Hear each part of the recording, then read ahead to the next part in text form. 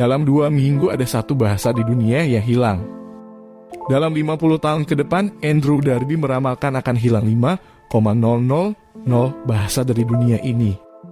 Pendapat Encik Darby Andrew juga membuat saya tertanya-tanya tentang masa depan bahasa-bahasa ibunda di Indonesia terus juga atau bagaimana. Saya ingin mengambil contoh bahasa Melayu di Indonesia. Mengapakah ramai orang Indonesia tidak menggunakan bahasa Melayu? Tidakkah penduduk negara tetangga yaitu Malaysia, Singapura, dan Brunei masih menggunakan bahasa Melayu? Mungkin betul masih ada tempat di Indonesia seperti di Pulau Sumatera dan Kalimantan yang menggunakan bahasa Melayu. Namun umumnya orang Indonesia, apalagi remaja, kurang mengenal bahasa Melayu. Padahal akar bahasa Indonesia adalah bahasa Melayu Riau.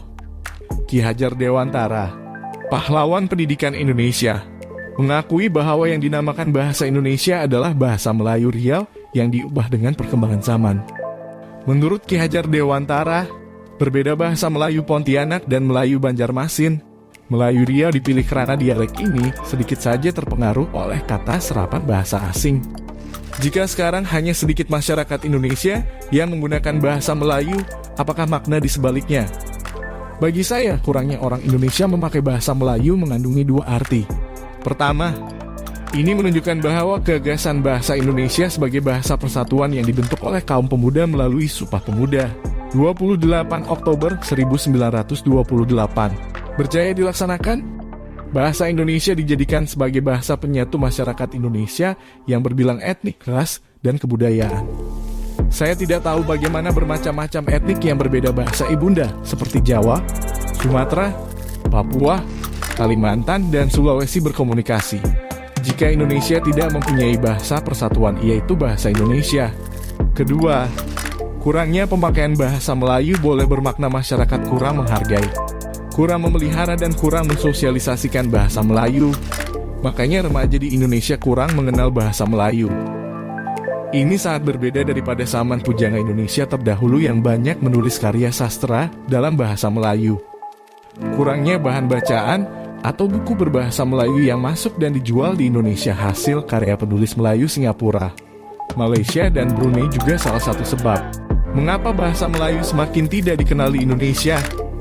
Akibatnya, kurang bahan bacaan yang berbahasa Melayu. Remaja Indonesia tidak kenal atau tidak sadar bahwa akar bahasa Indonesia adalah Melayu Riau, apalagi bagi remaja yang ada di Pulau Jawa. Tentu orang Indonesia akan rugi karena hilangnya bahasa Melayu berarti hilangnya salah satu budaya dan sejarah akar bahasa Indonesia. Namun, bagi saya akan lebih parah lagi jika bahasa Melayu hilang yang ada di Malaysia, Brunei, dan Singapura. Oleh itu, diperlukan usaha bersama mensosialisasikan agar masyarakat Melayu di mana-mana, tempat termasuk Indonesia, gemar membaca dan berbicara dengan bahasa Melayu. Janganlah orang Jakarta, Singapura, atau Kuala Lumpur berasa minder atau dipandang rendah ketika menggunakan bahasa Melayu. Terkenalnya cerita anak-anak Upin dan Ipin di TV Indonesia secara tidak langsung mengenalkan kembali bahasa Melayu kepada anak-anak Indonesia. Jika banyak bacaan buku dan karya sastra berbahasa Melayu dijual dan diedarkan di Indonesia, saya yakin bahasa Melayu sebagai akar bahasa Indonesia akan dikenal kembali oleh generasi remaja Indonesia.